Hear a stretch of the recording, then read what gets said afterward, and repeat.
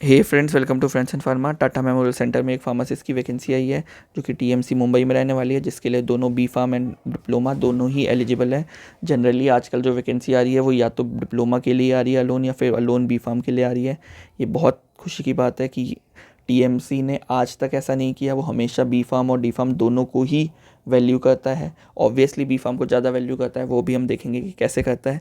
मगर डिप्लोमा वाला भी इसके लिए अप्लाई कर सकता है। कंपटीशन दोनों के लिए सेम ही रहने वाला है। तो चलिए डायरेक्टली वैकेंसी पे जंप करते हैं।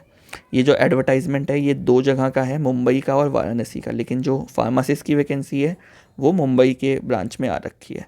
तो चलिए डायरेक्ट फार्मासिस्ट की वैकेंसी पे चलते हैं। तो ये है फार्मासिस्ट की वैकेंसी, जिसमें एक सीट यूआर, एक ईडब्ल्यूएस, एक ओबीसी और एक एसटी की सीटें हैं। ऑलमोस्ट हर कैटेगरी की सीट है सिवाय एससी के। तो आप किसी भी कैटेगरी से हैं, आप इसमें अप्लाई कर सकते हैं।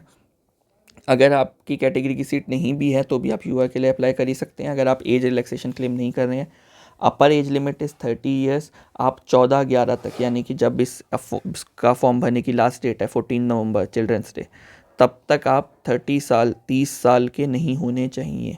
तो अगर आपका बर्थडे 30 को आता है तो आप 30 को तो आप इसमें अप्लाई नहीं कर सकते। और अगर आपका बर्थडे 14 को आता है तो आप इसमें अप्लाई नहीं कर सकते अगर आप 14 तारीख को 30 साल के पूरे हो रहे हैं। तो जैसा कि मैंने कहा था कि इसमें बी फार्म डी फार्म दोनों ही एलिजिबल हैं। आप किसी भी स्टेट से रजिस्टर्ड हो, आप अप्लाई कर सकते हो।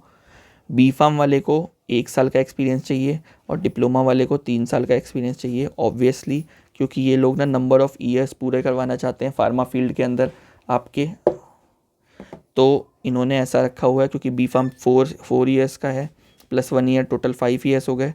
डिप्लोमा 2 साल का है और प्लस 3 ईयर्स, टोटल 5 ईयर्स हो गए। यानी कि ये चाहते हैं कि फार्मा में वो जो भी बंदा हो वो मिनिमम 5 ईयर्स ट्रेंड हो। एक्सपीरियंस जो है यहाँ पे किसी भी जगह का आपको नहीं चलेगा, सिर्फ और सिर्फ हॉस्पिटल का ही एक्सपीरियंस वैलिड है। अगर आप गवर्नमेंट जॉब करते हैं और आपकी जॉब डिस्पेंसरी में है तो भी आप इसमें अप्लाई नहीं कर सकते। अगर आपने हॉस्पिटल में कभी काम नहीं किया तो आपका एक्सपीरियंस वैलिड नहीं माना जाएगा।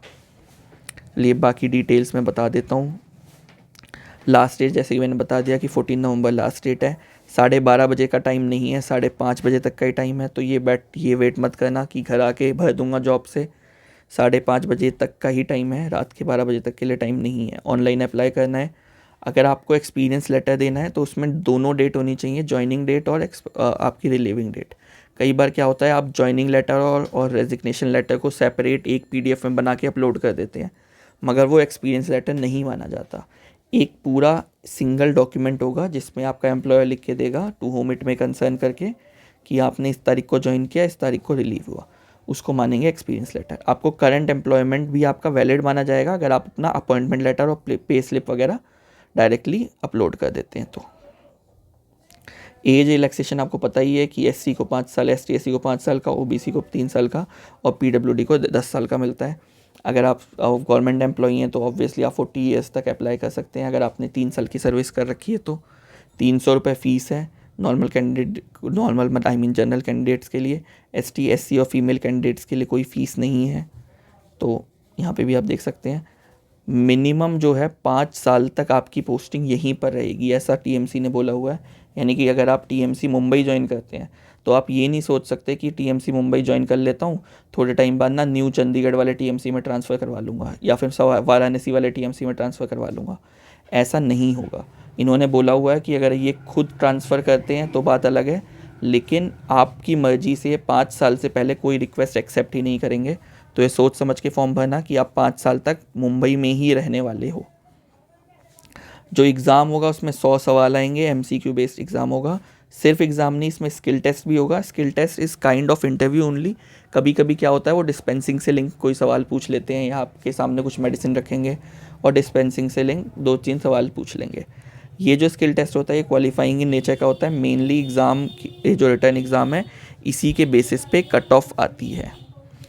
ये था पूरा इसकी डिटेल। अगर आपको कोई भी डाउट है देन प्लीज़ कमेंट, मैं कोशिश करूँगा जल्दी जल्दी कमेंट का रिप्लाई कर दूँ। Thank you so much for watching the video. अगर आपको ये वीडियो पसंद है then please like the video, subscribe the channel and share this video if someone needs this job badly. Thank you so much.